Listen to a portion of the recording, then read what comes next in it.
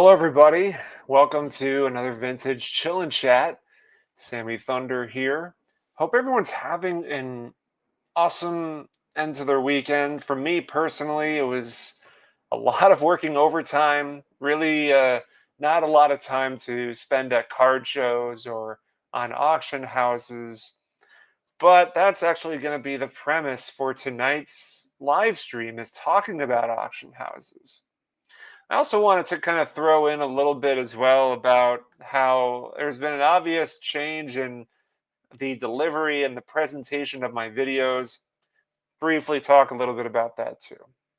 But I'm glad everybody can come here tonight. Actually, this is going to be a little bit of a rarity for me because I'm doing this, the Vintage Chill and Chat at 7, and then I was also invited at 8 o'clock to join Alex for Card Room Live, and so I'll be back to back, which is which is always it really doesn't never really happens that often, but here we go, and here we are. So I'll be joining him at 8 o'clock with a panel.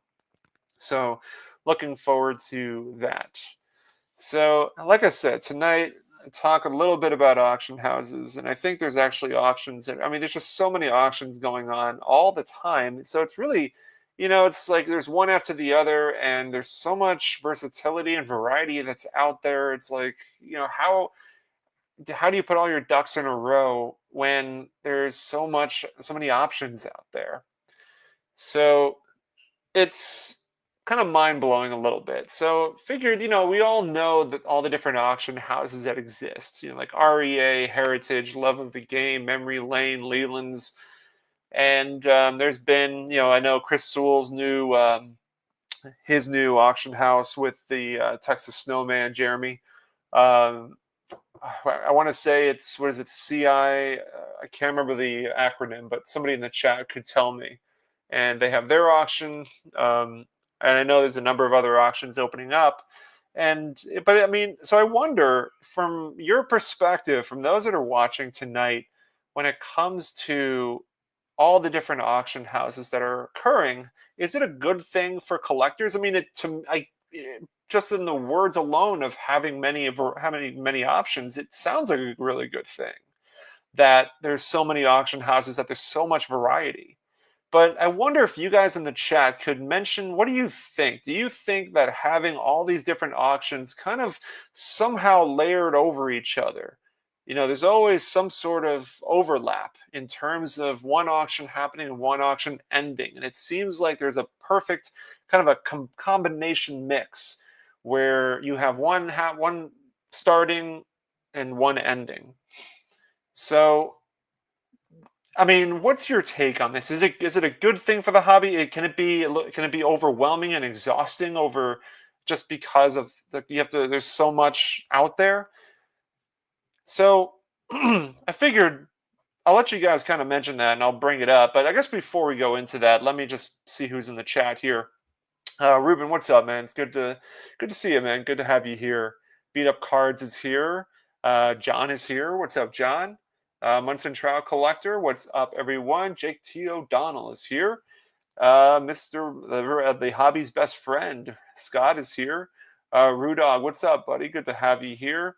Dan mentioned that he just had a long discussion with a major player from an auction house today. That's going to be exciting to kind of get some insider perspective on auction houses. So that's pretty cool. I imagine it's going to be released on your channel, Dan. So Stephen with PH, what's up, Stephen? Good to have you here.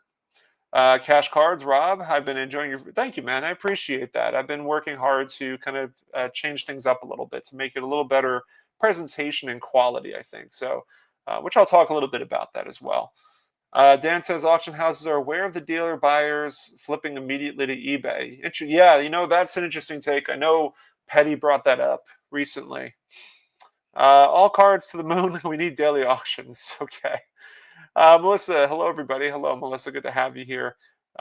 So Jake says, I think it's positive overall for the business. It's good these auctions are all robust, but it can be a lot as a consumer to track. Yes, I couldn't agree more. And Tony, what's up, buddy? Good to have you here. So All right, I'll give you the pros. Some of the pros that I think are beneficial with auctions, and I had a discussion about this with Aaron, Jason, Jason's buddy. I think his name was Joe. We were at at Strongsville. We were having lunch, and we were talking about auction houses. And I don't do a whole lot of auctions. I don't really bid on a whole lot of stuff. I've only bid on maybe a couple of items. So I'm a bit of a rookie with the auctions. I love what I'm seeing there, but because I'm so narrow focused on certain players, there's only so much stuff that's out there that I would really want. But things do come up from time to time, and there's definitely been some missed opportunities that I look back on thinking, well, maybe I should have done that. But okay, so the conversations that we had dealt with rare cards, and you guys know how I feel about rare and unique beauties. It's a big thing. So access to rare and unique cards you would not see at card shows. That is a pro about auction houses. You get the benefit of being able to browse comfortably at your home, and not only that, but being able to find rare and unique stuff that you normally would not see at shows. And I think that's why a lot of us here, a lot of collectors that we see here on, that have channels, collectors that have channels, and Facebook groups and N54. A lot of these collectors are looking at auction houses because of the stuff that they don't see on eBay or at card shows, and so you find that there's as just a lot of opportunities there. And also, they mentioned like the provenance and the authorization aspect to it. I mean, there's a lot of auction houses that are just very trusted in terms of what they're bringing in, the reputation that carries along with it. So, like REA is going to be bringing in I mean, they've in the past have brought in some incredible stuff. It's just a lot of these auction houses have strong reputations to them. And also, I think just as simply put as it is, it's just fun to browse. So you're again being comfortably at home, being able to browse. You're really kind of getting a lot of the resources that are out there, and you might be able to find something you don't. And if you don't, you're only spending 5-10 minutes really searching. So you're not having to kind of go deep diving into eBay and trying to find something unique. You can easily do that just by typing in a player. In my case, I'm typing in player names to find what's available for that auction. But let's see. Ryan mentions here the plethora of auction houses may look good on paper, but in the field, it may be a lot different. You have to be careful where these items are coming from and read the fine print. So, all right. So when it comes to the fine print, we're gonna get to that a little bit. I know Blue Jacket 66, Dave did a good video on this, talking about the fine print, the details, and there's a lot that's we're going to cover into that. So, but it's a good point. Lenny is here. What's up, Lenny? Good to have you here, buddy. So Don says there are 20 plus auctions in progress right now, according to Auction Report. I mean, that's insane. That's just a lot of auctions. That's a lot of just a lot of cards that are out there. And I hear and see collectors that are putting in 30 and 40 bids, placement bids, and it's mind blowing to me. Doug, what's up, Doug? Good to have you here, buddy. Jay is here. Classy Sports Cards. Brian is here, and Warren D from CLE is here. Good to have you guys come join me tonight. So, as Ryan was putting the fine print, let's talk a little bit about that. So, yes, I think this is a common knowledge. Buyer's premium, the 20%, it obviously can inflate prices, and you got to keep that in mind, especially if you're jumping into the auctions for the first time. But when you're really invested into wanting to get a card for your collection, you have to keep in mind of that that 20% or whatever the percentage is. I think there's a couple of auctions that are 15, or one auction that's 15%, but it's it sneaks up on you. And there have been times where I bid on something on on an auction site, and it went way beyond what I wanted to pay. The bid amounts were increasing, but then you have to factor in the taxes, the shipping costs, insurance. Then you have to factor in the what is it? The uh, oh yeah, the buyer's premium. So it ended up like there was a card I was bidding on, and then it went beyond what was able to put down, because with all of those factors in, with all the fine print and all the details, all the pricing, it was going to be a lot more than than what I was offered at a show for the same card. Actually, the card that I ended up getting was much better condition than the one that was in the auction. So my camera's acting kind of messed up. I'm not sure why it's giving me. I see it's kind of glitching out. So tell me if it's glitching out on your end. Trying to. It's been having some bugs lately with my with the tech that I have. So yeah, you got the buyer's premium. Some, I guess, for some, the stress of the extended bidding the bidding extended bidding windows time can be a little stressful for some. So I guess there's that. I know some people complain about the wait times on some of the auctions. There's some that are very fast and some that can be very slow, and the shipping costs as well. Um, and I mean, I never really hear anybody complain about this, but I'll mention it. Is the how it feels impersonal compared to a card show, and my camera's definitely glitching out, isn't it? So yeah, not sure. Give me 1 second, guys.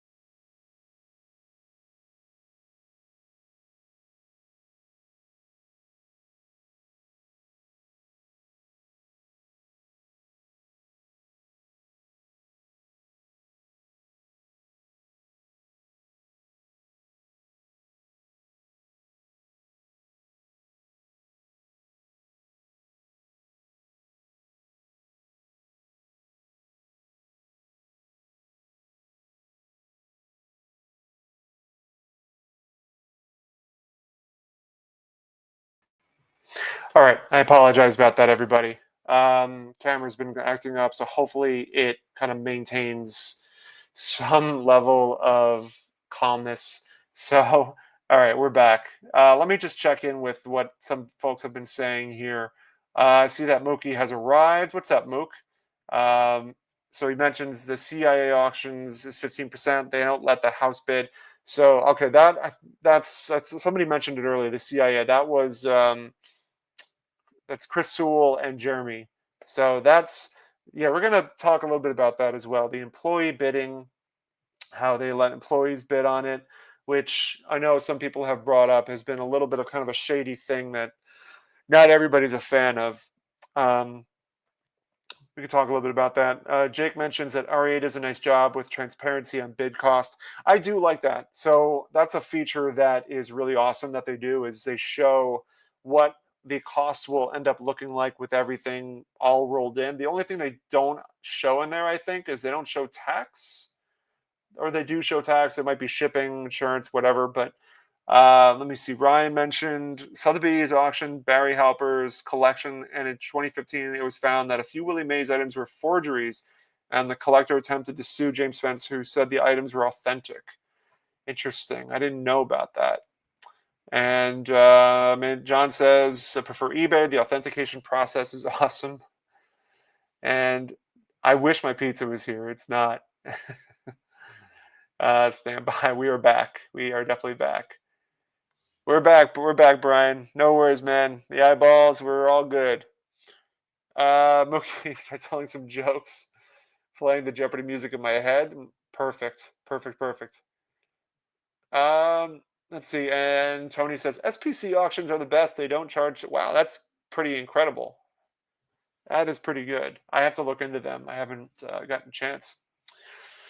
So, yes, with all that considered, let me ask you guys this question. If you have bought from an auction house previously, which ones do you trust and which ones do you generally avoid? I feel like everybody has a preference. So if you have a preferable auction house you like, which ones do you like and which ones do you not really, excuse me, consider? So let me see. So while we're waiting on that, Jake says REA does calculate the tax based on your location. For me, it's accurate. And Brian's mentioning if you have a resale license, you don't pay sales tax when you buy. I remember hearing about that. Let's see. John is saying Dean's does not charge sales tax either. All right, so we got an answer so far. So Doug mentions that he trusts REA. I feel like that's amongst the many collectors, REA has a very strong reputation. My only auction win comes from REA, so I have good experiences from them. I hear they're very fast, and their shipping as well. So their shipping comes very quick. So Doug also mentions that he will not use Golden. So Doug, if you want to elaborate, you're more than welcome to. I'm curious why you will not use Golden. If you want to share a little bit about that, but I'll also kind of wait as well for anybody who wants to chime in on this topic, as far as which auction houses they prefer, which auction houses they don't like. But while we wait on that, I guess we can discuss that. Where was it? Let me go back to where it was mentioned. Where is it?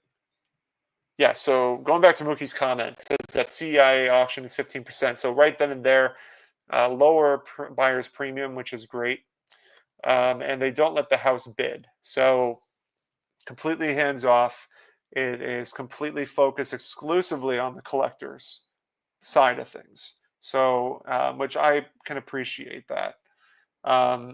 There's always also the topic of show bidding and just kind of purposely inflating the price, but it doesn't seem to be tied to, it's kind of a hot topic amongst the hobby in general, but never really kind of heard it tied to, like I've heard it tied to eBay and such, but not so much the auctions. It's kind of catching up here a little bit. REA is awesome. Tony likes REA. So Golden allows shill bidding. So that's exactly what we were talking about. So Golden allows shill bidding. Okay. Let's see. So Jake mentions he's had good experience with REA, Collector Connection, and Wheatland have not won in CIA or Love of the Game. My experience with Heritage was okay, but they allow internal bidding, I think. I've heard that too, that Heritage allows internal bidding, which, yeah, it's kind of a sore spot for some. John likes REA. So Doug is mentioning was it Golden, I think you said, that buyer's premium is too high and the house can bid. Yeah, two sore spots. Oh yeah, Huggins and Scott. Yeah, good experience with Huggins and Scott, which I believe is owned by REA. I didn't know that they are owned by REA. I thought Huggins and Scott was independent because I know they're based out of Silver Spring, Maryland. At the shop, I really like going to the House of Cards. Dan likes Love of the Game auctions, and REA are top choices. Greg likes Clean Sweep and REA. Yeah, Clean Sweep, I see them set up at shows all the time. I've never bought from them, I don't think, but they have display cases where they sell some premier Hall of Famers for like 50% off. They have like 50 or 40 or 50% off display cases. So Petty says, I have one nerve and Golden is on it. Could be a Petty Minute Brewing. That could be for the next episode. Ryan says that he trusts REA the most. He won't use Golden. I also think that having a good reputation takes years to build and seconds to ruin. It's almost impossible to repair a broken rep. Yeah, I hear that. So it sounds like the consensus overall is REA is, the way to go for a lot of you guys. It seems like that's the preferred, reputable auction house, and it sounds like with Chris Sewell and Jeremy's CIA auctions that they're doing some good things there too. Yeah, that's kind of what I thought, Dan. The 40% off prices just bring you down to comps, kind of start high and then get down to where they're selling. So that's probably the part of the reason why I haven't bought from them. Something like the modern hobby, you can buy nearly anything at any time. It's like New York City. Interesting comparison. Ray from Philly, what's up? Good to have you here, man. So, okay, this will be a little bit of a rant. I'm going to mention something that I just thought of.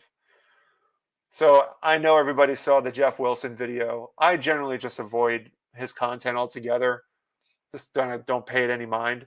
But I saw Dan posted something in particular, mentioned in a comment about what he said about 60s and 70s cards and how they were considered boring. How like all 60s and 70s cards are considered boring. And I'm thinking just, it's such an ignorant observation to mention. I mean, I get it's his opinion, but it's just a blank statement that doesn't really have any merit to it.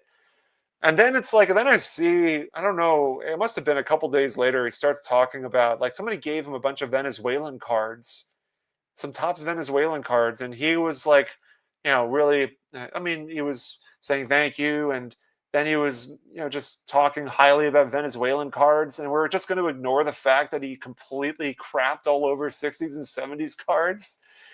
And he's like now talking positively about Venezuelan cards. Like, what's going on here? You one day you're here and the next day you're there. So I don't know. I thought it was maybe that's the reason why I try to just avoid his content, because it's like a broken record. He goes one day saying this and the next day saying that, and it's triggering. Clearly, it's triggering. So just wanted to kind of throw my 2 cents out there. I thought it was kind of hypocritical to say one thing to crap on Jeff Wilson, to crap Jeff Wilson, to crap on, 60s and 70s cards by labeling them boring and then talking about Venezuelan cards in such a highly manner. So absurdity altogether. Let me get back to the comments here. You can buy in New York City. They bought New York City back then for $24 in the yesteryears. Oh, what's up, buddy? Good to have you here, man. Steel City D Dubs. I love a good rant. I don't do them that often, but this one kind of stuck out like a sore thumb. So just had to kind of go with it on that. Let's see. Doug says that I like love of the game, but closing procedures are too drawn out. What does that mean exactly? Closing procedures is like the extended bidding or something else? New York City is a city that doesn't sleep. You can get anything at any time. I'd say that's majority of that is true, depending on where you are in the city. It shows Jeff doesn't go beyond Topps base if they're all boring. I guess. I mean, I'm just gonna leave that completely out, because I mean that's, to me, that's what I'm assuming is what he meant, was like all top stuff is boring, but that's kind of why I thought it was an ignorant observation to make. Ray said you missed that video on Jeff Wilson. I mean, yeah, you can check it out. He goes on a rant talking, really for the most part, not even talking about vintage at all, but he mentions that one thing about vintage and that was kind of surprising. Why are we wasting any thoughts on that? It's a good point. That's probably why my rant was pretty fast. Don't waste your time. So Greg's asking, have you ever bought from Kit Young? He used to do auctions when you say what you will. I'm sorry. He used to do auctions where you say what you will pay for an item, and they usually take in items there too. They no longer take best offers on item. I haven't purchased from Kit Young, and I used to get the magazine, or the I don't know what you call it, but I used to get it all the time, and then all of a sudden it just stopped coming. I've been buying from Kate Young since the early 90s. and I know a good sports card psychologist. So I don't know. So yeah, that's my rant, my 2 cents. Venezuelan cards, talking, being highly on it one day, and then talking badly about vintage another day. So anyway, that's all that it is. Going back to auctions. So let me get your take on this. Do you think that with technology growing smarter, blockchain, AI bidding, will that change anything with auctions? Do you think that that's a possibility? I know you have to register and you have to put referrals and everything, so that tells me that it shouldn't be a problem. But what do you guys think? Is there a possibility that technology becoming smarter, there's a chance that something could affect the way that we view auction houses? To me, I don't think so. I can't see uh, that kind of interfering, but I don't know. And is it possible that there could be any signs of consolidations, where there are certain auction houses become a lot bigger, and then certain auction houses get bought up. So just planting seeds, some thoughts on the matter. Anthony C, what's up, buddy? Good to have you here. So, like I said, I'm going to be I'm joined. So this is a kind of a rare occurrence. I'm doing this live stream now. I'll probably end it early because I have to. I'm going to be jumping on Alex Bowman 53's live stream at 8 o'clock. So back to back. So it's a lot of action between now and 9 o'clock. So pretty much. Let me see what Greg's asking here. Or I hate to ask, but can you see the ship from your place, Sammy? Oh man, I cannot see that. That is way downtown. That was Brooklyn Bridge, so I am not even close. And Greg's asking, what do auction houses do if you do not pay for an item? Just wondered. It doesn't do good for your reputation. I'll put it that way. And your reputation means everything. So, you don't want to be that guy. You just don't want to be that guy. Not saying you would. Not saying you would be, but Dan says they'll break your knees. Figuratively speaking. I registered with REA and was surprised that they wanted to know how much I made and how I was going to pay for the items, and that I give them a reference. I thought it was invasive. I don't remember them asking how much I make, but it was a while ago, so I don't know if they've changed their sign up credentials.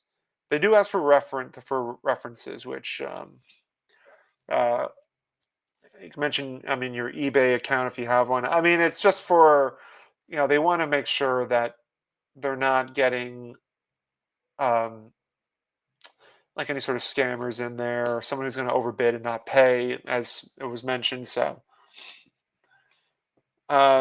mentioned that they asked me too, and I don't believe they actually checked the reference. I don't. Yeah, I don't know. I don't think they do because I mean, usually after you register, it doesn't take long. I mean, they want more people. They want more people bidding. So the more people they get, the better. So that's a positive. So outside of auctions, obviously I've changed my productions on my videos, made them a lot shorter. I've been kind of focusing on just kind of giving a different sort of experience with the videos that I've been making. The approach that I had was it's a little more relaxed, longer videos, and but to me, sometimes it just kind of lacked a direction. So it didn't really. I was more just kind of rambling on and not really giving any sort of proper, concise insight, and that's what I wanted to shift towards was to kind of give it more of a direction and more of a direct feel to it. So I wanted to, most importantly, I wanted to respect your time because, I'll be honest, 31, 40, 50, an hour long video is just way too much. A live stream's a different format, but making it anywhere between 5 to 8 minutes, I think is a good sweet spot.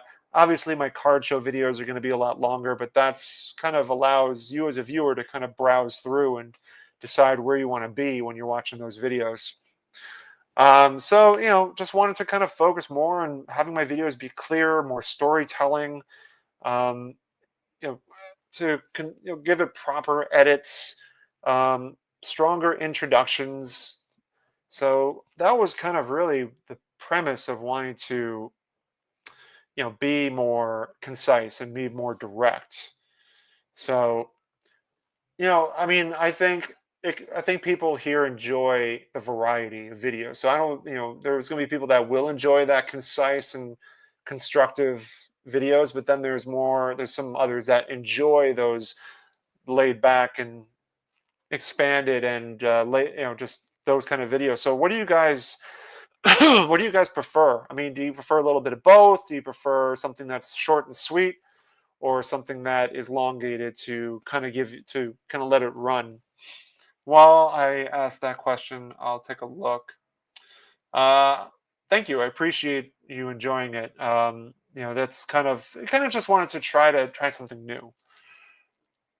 Dan says Golden will ask for your first pet's name and your mother's maiden name. Sounds like a recipe for disaster. Let's see. Do you have an opinion of Greg Morris for buying raw vintage? So Greg Morris has a commanding audience on eBay, and when it comes to raw stuff, Greg Morris does a great job. I've actually considered sending a bunch of things to Greg Morris to sell because of the reach that he has. I know he takes 25% of raw cards, and you keep 75% of it. But the nice thing about Greg Morris is that a lot of the stuff that sells through his channels go for a much higher premium than some of the stuff outside. So there is a benefit. I've actually heard when I got to Strongsville, there was a couple of people talking about the positive of sending stuff to Greg Morris. It's just a nice way to kind of get some extra money in your pocket for whatever reason. So Greg's saying that Heritage will ask for a credit card number when you sign up. REA and Clean Sweep do not.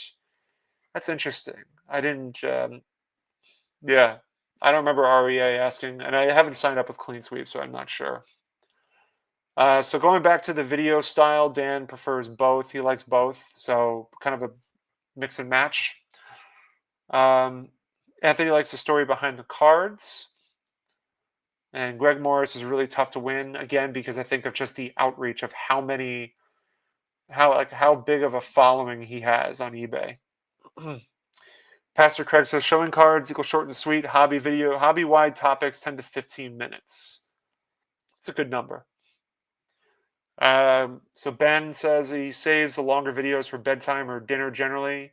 You like all video lengths. I guess I miss all of the shorts though. Are you talking about the YouTube shorts that are like a minute long? Those I guess you have to. I don't know. I only really ever see shorts whenever I'm on my phone. I don't really see shorts when I'm on my computer. Scott says he likes watching short and sweet vids. Only listen passively to long videos. So the long videos are really good. Like the long videos that I like listening to are podcast formats that are here. So a lot of the For Collectors stuff. If I'm driving somewhere long distance, I'll listen to that. Um, Golden Age Cardboard, I'll listen to that on a long drive.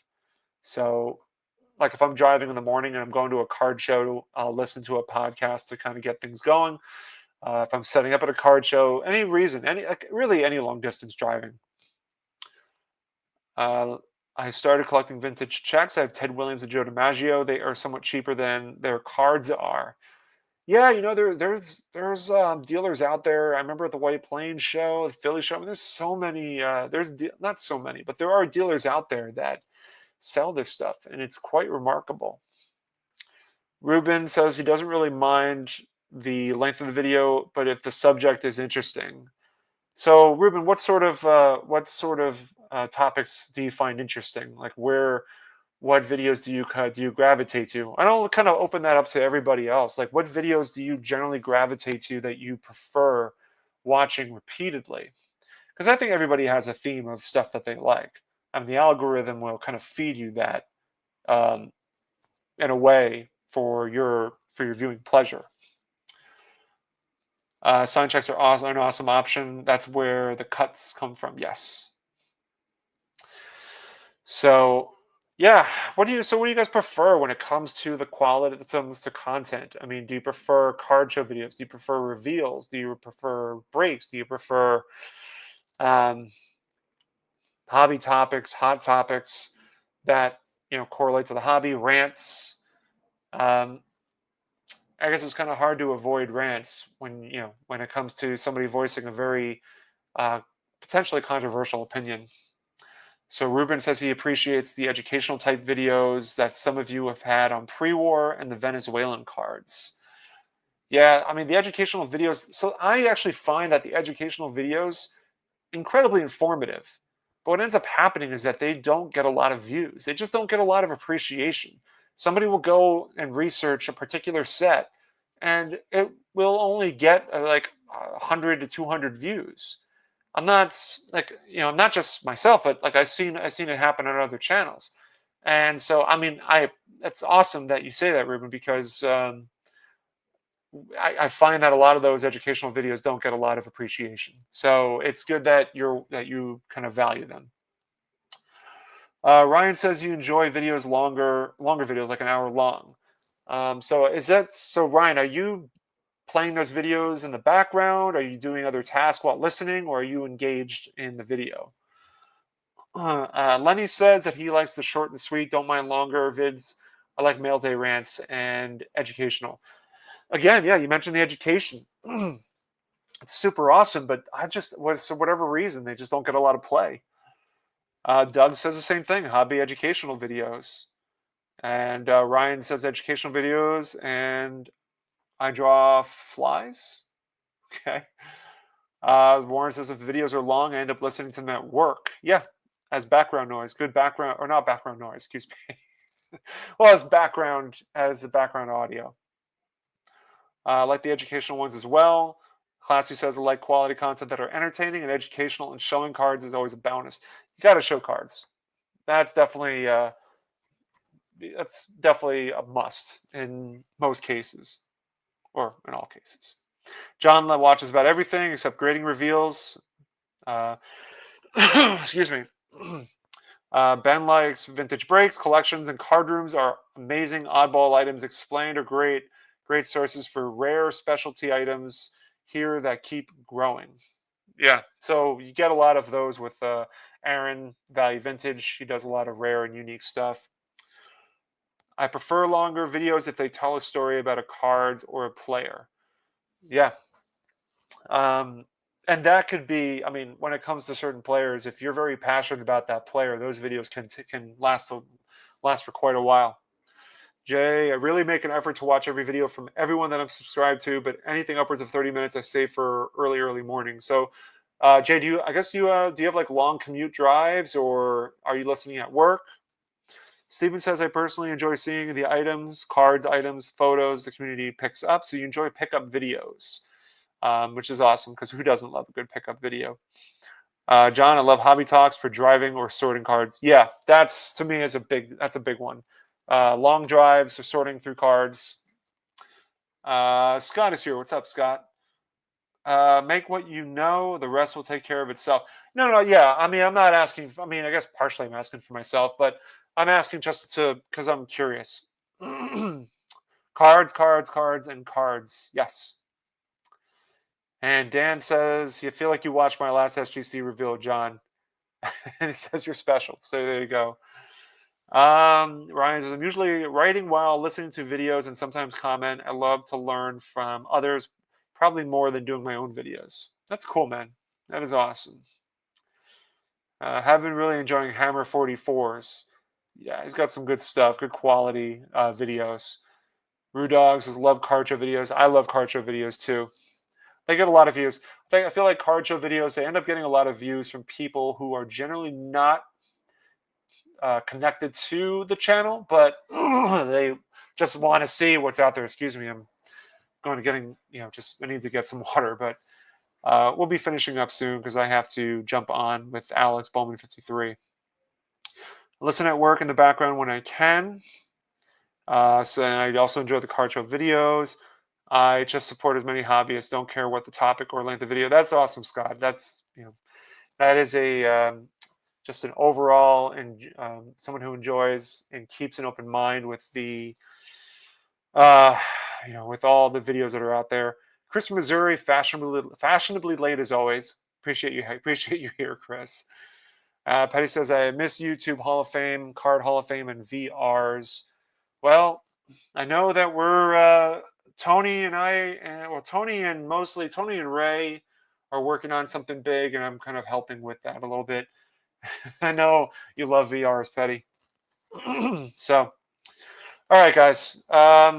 We have a lot of people in here, but I have to get prepared for the next video or the next live stream at 8 o'clock with Alex Bowman 53. But I thought it would be fun to jump on, talk a little bit about auction houses, talk a little bit about changes in the video structures that I'm working on, and also just kind of learning more about what you enjoy as far as quality content that's out there. So I appreciate you guys watching as always. I look forward to engaging with you guys again. Next weekend is probably not because Memorial Day. I'll be out of town, so I'm not going to be around. But definitely throughout the week, and I'll see a lot of you guys in the next hour for sure. So stick around. 8 o'clock, Bowman 53, Alex, Card Room Live, and then of course for collectors at 9 p.m. See you guys later. Take care.